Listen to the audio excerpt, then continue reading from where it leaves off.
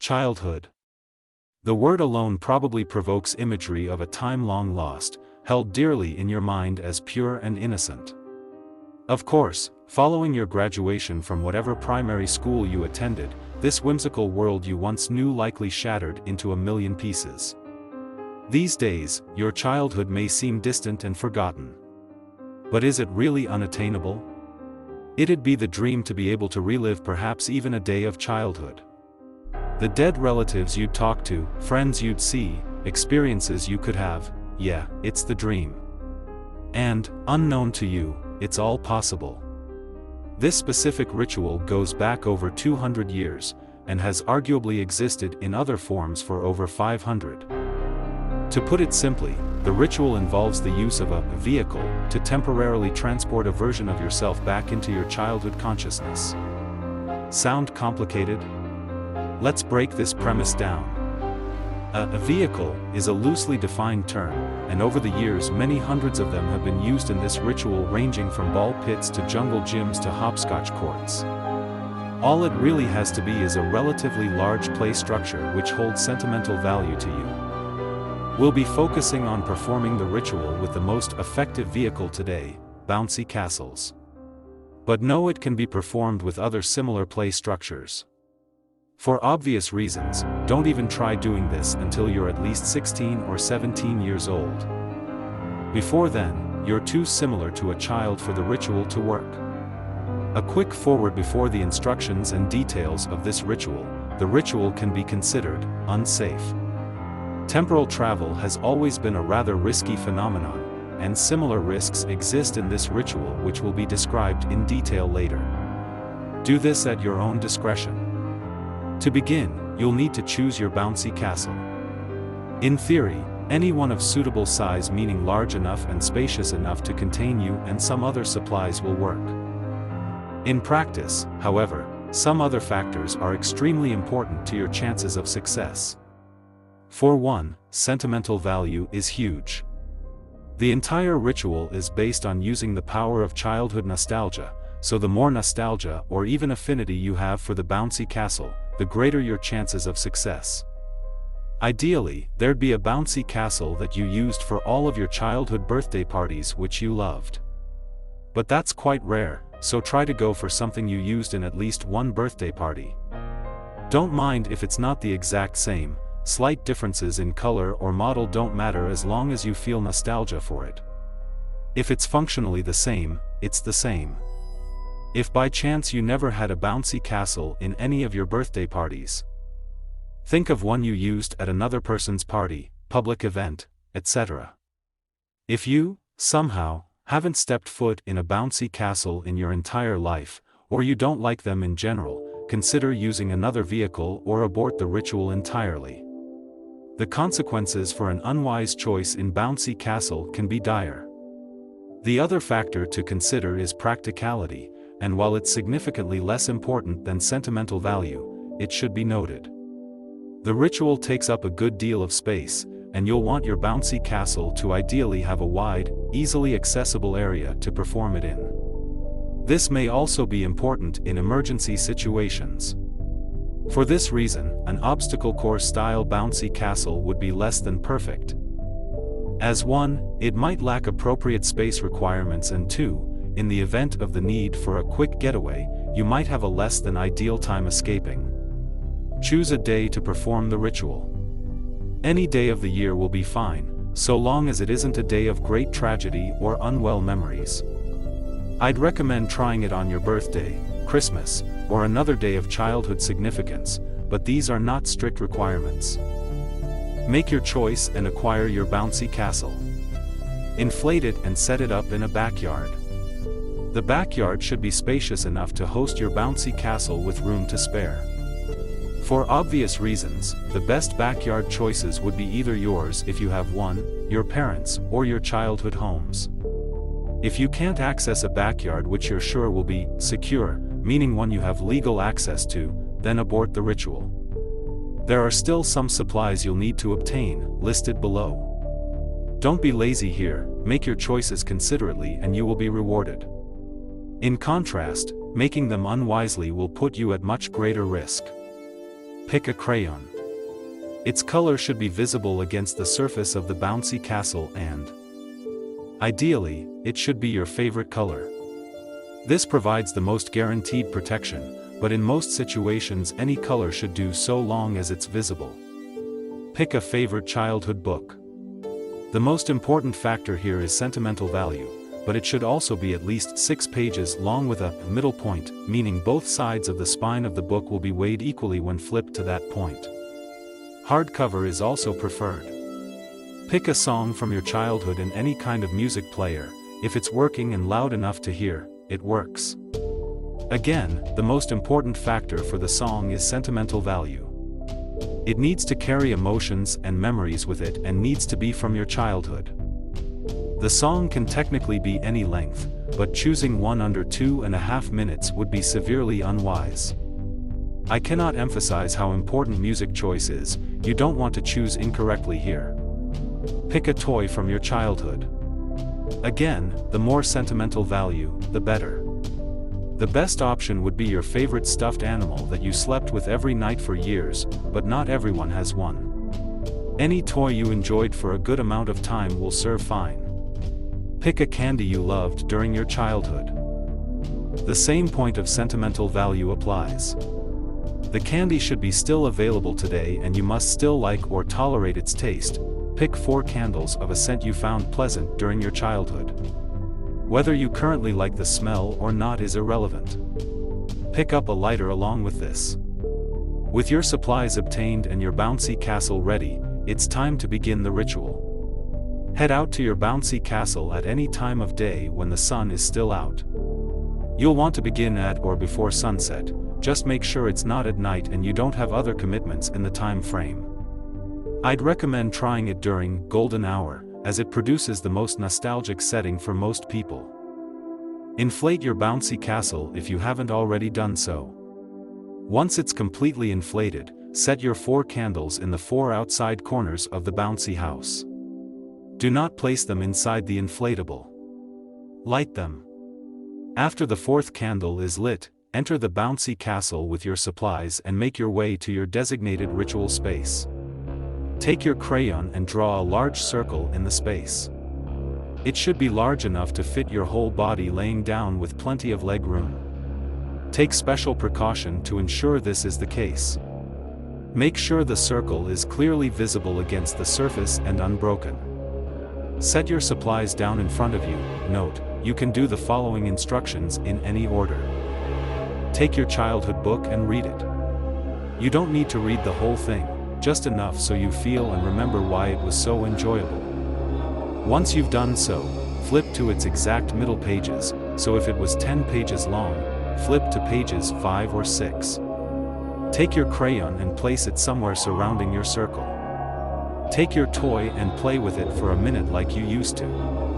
If it's a stuffed animal, hug it deeply. You want to reactivate those memories of fun. Take your candy and eat a piece of it. Don't wash the flavor out of your mouth with refreshments. Once you've done all of the above, arrange all your supplies except the song and music player in a circle around your circle. I'd advise putting the crayon closest to the entrance of the bouncy castle, but other than that, the arrangement should be fairly inconsequential. Take your music player and get your song ready. Keep it on pause at the beginning of the song. Place the music player with the other supplies around your circle. Take a deep breath, it's almost time. Lay in the middle of the circle, the orientation doesn't matter. Relax yourself. Think only of the memories you brought with you here and the carefree days of your childhood. Don't take too long to enter this state of mind, or you risk overthinking yourself into failure. When you are ready, say the words, "I do not acquiesce. Concede my time." Immediately following the last word, you should feel your senses numb until they are completely gone. You will feel like a floating being of consciousness, no sound, no taste, no smell, no anything. After a minute or so of this, you will feel each sense begin to return. Keep your eyes closed until you feel all your senses are back to normal. Open your eyes. If everything is as it was, and the song is still paused, and you are still in your time, then you have failed the entrance ritual. It's really not the end of the world. This likely resulted from a poor choice of supplies or bouncy castle. In this case, draw an X through the circle with the crayon, snuff out the candles, deflate the bouncy castle, and return to your home. But if everything is not as it was, and you awaken to the sounds of laughing children and parents holding conversations, then congratulations. You have successfully transported your consciousness back in time. Isn't that great? The first thing you should notice is you are now yourself as a child. Don't worry, your mind is still the same, as only your consciousness was transported back.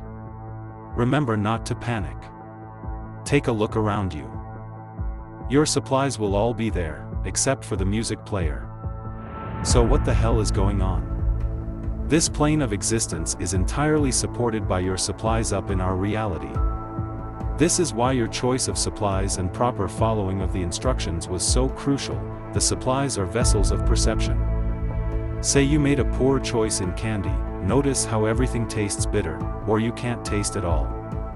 Or say you didn't flip the book to the midpoint, and now your vision isn't balanced between your eyes. The candles and the smell, the song and your hearing, the toy and your sense of touch, all of your perceptions here are only made possible because of your preparation up there. If you properly followed all the instructions, your senses should be totally normal. But if they aren't, I'd proceed with extreme caution. You may need those senses in the event of an emergency, and proceeding without them functioning properly or at all is ill-advised. Stand up and exit the circle. You have been transported back to a birthday party, yours, for any age between 4 and 9. Even if you're a twin or triplet, it will only be your birthday. Looking around, you will see other children playing. Many of them you will recognize, being your childhood friends from that age. If there are any you do not recognize, don't worry, as they're probably friends from other stages in your life who have now taken the form of a child. Looking to where the adults are, you will see your relatives dead and alive, babysitters, teachers, etc. Any adult that was prominent at this time can be there. If you see an adult there that you don't recognize, return to the bouncy castle without hesitation. Do not talk to them. Do not look at them for too long. Don't say a word. Just get back in there and perform the return ritual. If everything is well, congratulations. You're now a child again and can do whatever you please. Play with children, talk to relatives, anything you want. But be aware and be vigilant. This place may seem safe, but there is danger around you. Keep your eyes open, and you should be fine. So, how exactly does this place work? We've already covered your perceptions, but that's not all. The bouncy castle, or whatever vehicle is being used, is really the center of it all. It's your anchor into reality and your true self. Being near the bouncy castle will keep you grounded, but wander far enough, and things might get eerie. If you are bold enough to exit your house or backyard and venture out into the wider world, you will begin to feel strange. Color may become saturated and grainy in your eyes. Proportions may swell or shrink. These distortions will begin to take strong effect in around a 2-football field radius surrounding your bouncy castle. If you notice these signs, turn back immediately and return to the party. It only gets worse as you keep going. You may come to the realization that there are no other people in this world besides your partygoers. As you venture further out, your perceptions will break down. Movement crawling to a halt. Your consciousness will be exposed and ripe. See, this reality you're in isn't yours. You are merely a guest in it, a visitor. Your bouncy castle also serves as a disguise for your entrance into this realm. The beings here don't like intrusion. With every inch farther from the bouncy castle, you open yourself more and more to them. Not fun, right? Be sure not to attract too much unwanted attention to yourself. Seeing as it's your birthday, a good amount of it will be fine, but try not to get hurt, damage the bouncy castle, or anything of the sort. These will only damage your disguise and expose you more. If you're discovered by any of them, you will feel their cold. Get back as fast as possible to the bouncy castle and get out of the realm. One last thing. In the true world, your music player will have automatically began playing your chosen song. Hopefully, your choice was good. No matter what it is, you're on a time limit, as the second that music stops, your shields against the beings are exposed. Each minute in the song roughly corresponds to an hour in this realm, so you should have at least 2.5 hours here. It's not that simple though. Temporal travel is messy, and time-telling objects are one of the surest things to be affected. Clocks will be out of order, moving too fast, you get the point. You'll need to track the time yourself. Keep track of time by any means necessary. The sun's movement should stay consistent, so it's a good place to start. That's also one of many reasons why doing the ritual at night is utterly stupid. As without the sun to track, you are effectively helpless. Should you fail to keep track of the time and overstay your welcome, your foreign nature will be completely exposed. The party will stop. They will stare at you, silent and unmoving. Within a few minutes, it'll be over. So, you've had your fun with friends and you're ready to return, right? Or perhaps you talked with some late relatives, gaining answers to questions you had always longed for. Whatever you needed from this experience, I hope you've obtained it. It's time for you to return. Don't make a big scene of leaving. Remember, according to them, you were always here and never entered in the first place. Attracting attention to your whereabouts makes you a target. When you're ready, you'll want to do some preparation. First, if you haven't already, wash all tastes from your mouth. Do this with water, it will be available. Following this, slip back into the bouncy house. No matter if other kids played in it, all your supplies should still be there, exactly where you left them. If something is missing, you absolutely need to find it. If you fail to do so, you won't be able to leave. This can have extreme consequences. Only proceed if your supplies are around the circle and crayon positioned. Perform the following instructions in any order. Take your childhood book and read it in reverse. Do this for at least a minute or so. When you're done, position it upside down back where it was before. Take your toy and play with it again, but this time, do so aggressively and without care for damaging it. When you're done, try and damage or break it.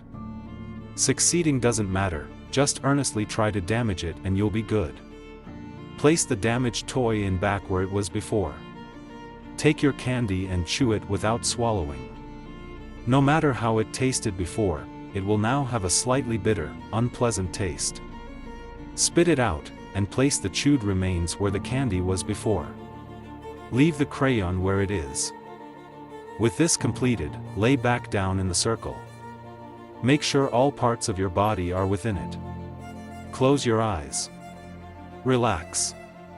Fill your mind this time with all the joys of being a grown-up, the beauty of obligation and deep love, what makes it truly better than being a kid forever. Take a deep breath and say the words, "We concur on this matter. I wholeheartedly return." Once again, your senses will fade until you are solely your thoughts floating in the vastness. Wait for a minute.